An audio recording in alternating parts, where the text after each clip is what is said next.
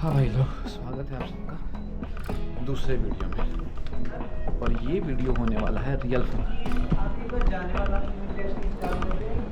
ये international terminal है। हाँ सर, आप स्ट्रेट जा करके सेकंड लेफ्ट लीजिए। Okay, thank you. हाँ, तो अब मालूम चलेगा कि क्या हम अपना कनेक्टिंग फ्लाइट जो कि ऑफ ड्यूरेशन ऑफ 3 आवर्स पे है, अभी टाइम एग्जैक्टली 11:15 हो रहा है। मेरा फ्लाइट डिपार्चर टाइम क्या है 1:55 है। तो यानी कि हमारे पास 2 घंटा 30 मिनट है। बोर्डिंग गेट्स आधा घंटा पहले बंद होता है। याद रखिएगा, दिल्ली इंटरनेशनल एयरपोर्ट इंडिया का सबसे बड़ा एयरपोर्ट है।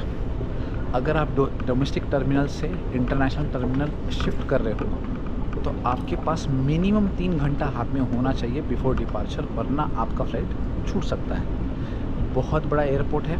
ऑलमोस्ट मैं कह सकता हूँ मिनिमम 500 मीटर मिनिमम मैं आपको बता रहा हूँ डोमेस्टिक से इंटरनेशनल की तरफ आराम से चलना पड़ेगा। सिक्योरिटी चेक के बाद अगर बोर्डिंग पास नहीं है तो ध्यान में रखिएगा, कम से कम 3 घंटा तो होना चाहिए। मेरे पास ऑलरेडी बोर्डिंग पास है तो मैं उतना ज़्यादा वरीड नहीं हूँ, लेकिन फिर भी अभी इस वीडियो में, थाईलैंड का सेकंड वीडियो में रियल फन बाकी है। वेट कीजिए। सीधे जाकर के सेकंड लेफ्ट जाइए। मैंने उनको पूछा कि मेरा फ्लाइट है बैंकॉक के लिए, सीधे जाइए सेकंड लेफ्ट। सेकंड लेफ्ट तो मुझे नहीं दिख रहा है। इंटरनेशनल ट्रांसफ़र, हाँ आगे इंटरनेशनल ट्रांसफ़र ज़रूर है। डोमेस्टिक ट्रांसफ़र और इंटरनेशनल ट्रांसफ़र दोनों ही की तरफ, उस तरफ से वहाँ जाने के लिए इंटरनेशनल ट्रांसफ़र, और ये है आपका डोमेस्टिक ट्रांसफ़र। एक ही जगह में दोनों ट्रांसफ़र यहाँ पर। देखते कितना टाइम लगता है। मैं इसलिए इतना हड़बड़ा रहा हूँ ताकि आपको पता चल सके अगर आप इमरजेंसी में हो तो आपको कितना टाइम लगेगा। ये देखिए क्लियर लिखा हुआ है यहाँ पे 3 to 4 मिनट्स वॉक।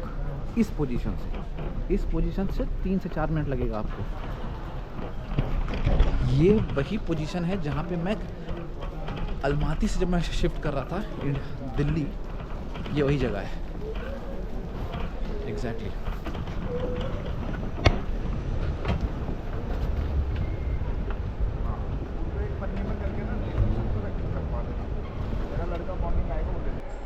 भाई इंडिया में इमिग्रेशन क्लियर करना उतना आसान भी नहीं है।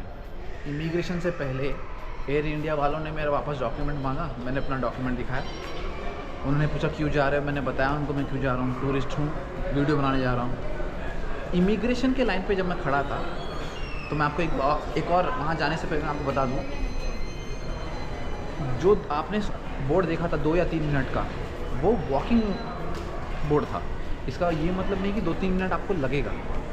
इमिग्रेशन सिक्योरिटी पास करने में मुझे समथिंग अराउंड 1 घंटा लगा। मेरा इमिग्रेशन 30 सेकंड में हुआ है, लेकिन जो मेरे लोग आगे थे उनका इमिग्रेशन बहुत ज़्यादा लेट हो रहा था। ज़्यादातर लोग थाईलैंड बैंकॉक ही जा रहे थे, मोस्ट प्रॉब्ली मेरे फ्लाइट में ही जा रहे हैं।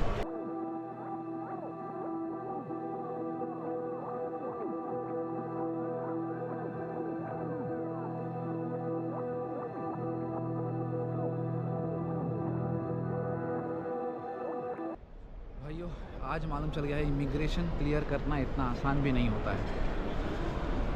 जो आपने साइन बोर्ड देखा था 2-3 मिनट वॉकिंग डिस्टेंस, वो अगर आप इमिग्रेशन क्लियर कर लोगे उसके बाद, इमिग्रेशन सिक्योरिटी क्लियर करने के बाद है वो 2-3 मिनट।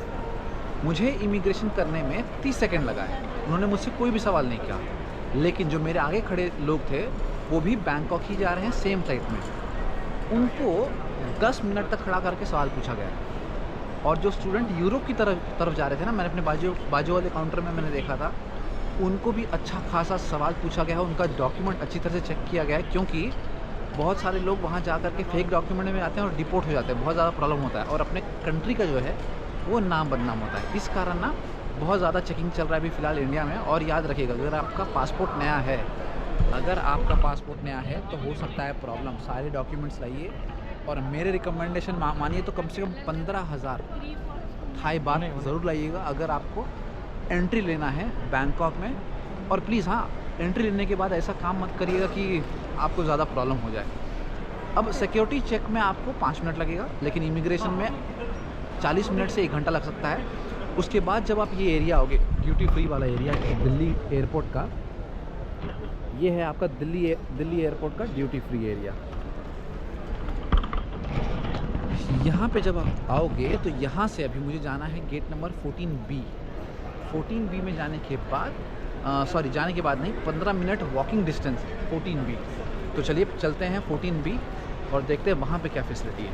अगर मौका मिला तो ड्यूटी फ्री शॉप में दिल्ली एयरपोर्ट में क्या क्या मिलेगा वो मैं आपको ज़रूर दिखाऊंगा। बने रहिए वीडियो में, मज़ा आने वाला है इस व्लॉग में, क्योंकि अब वापस एक और एयर इंडिया का फ़्लाइट लेंगे, वहाँ पे भी खाना ठूसेंगे पेट भर के इंटरनेशनल फ़्लाइट में।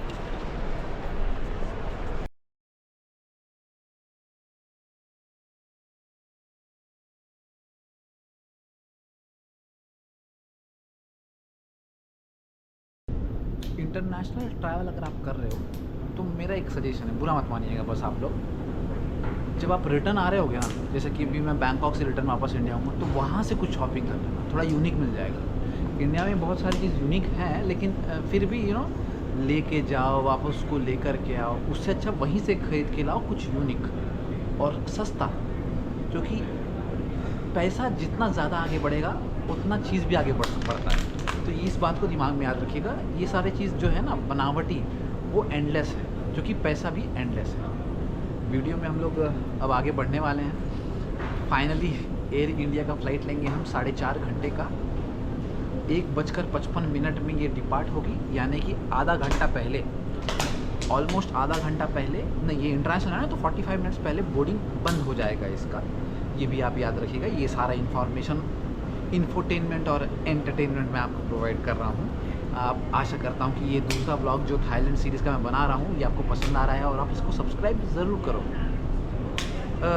पैदल ज़्यादा चल नहीं पाता, इसलिए मैंने ये इस पे चल रहा हूँ, मज़ा आ रहा है।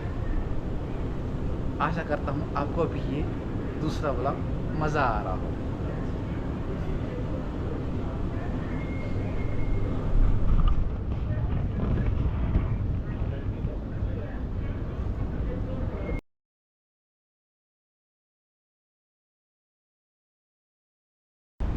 हाँ भैया लोग, थाईलैंड तो पहुँच गए, इमिग्रेशन भी हो गया। वीज़ा ऑन अराइवल जो हम इंडियन के लिए अवेलेबल है 15 दिन के लिए, उसका यहाँ पे थोड़ा सा लोचा है। लोचा ये है कि मैंने जो इंटरनेट पे देखा था 2000 बात, वो मेरे को यहाँ पे करना पड़ा 2200 बात। तो जब भी रश कम होगा या इंडियन्स आप आ रहे हो तो 2000 नहीं 2200 बात है, प्रायोरिटी लेन के हिसाब से। मैंने उन्हें पूछा नहीं कि आप मुझसे 2200 बात क्यों ले रहे हो, क्योंकि बहुत ज़्यादा स्ट्रिक्ट थे। जो भी लोग आगे आ रहे थे उनसे बहुत ज़्यादा सवाल जवाब कर रहे थे। मैं अगर कुछ सवाल जवाब करता तो हो सकता है मेरा वीज़ा भी रोक देते वो, इसलिए मैं चुपचाप था। मैंने 2200 दिया और हटाओ बोला मैंने। सबसे पहले वो आपका डॉक्यूमेंट चेक करेंगे, उसके बाद वो डॉक्यूमेंट्स आपको वापस देंगे पहला काउंटर में। दूसरे काउंटर में क्या करेंगे, एयरपोर्ट देख लो यार, सुवर्णभूमि का एयरपोर्ट बहुत बड़ा एयरपोर्ट है। दूसरे काउंटर में क्या करेंगे, दूसरे काउंटर में वो आपके पासपोर्ट में ना ठप्पा लगाएंगे, कुछ ड्रैगन जैसा कुछ रहेगा, वो ठप्पा लगाएंगे। फिर उसके बाद आप आगे बढ़ोगे तो वहाँ पे आपका right hand, left hand and thumb का इम्प्रेशन लेंगे। उसके बाद आपको जाने के लिए बोलेंगे और जाने के बाद आप यहाँ पे आओगे।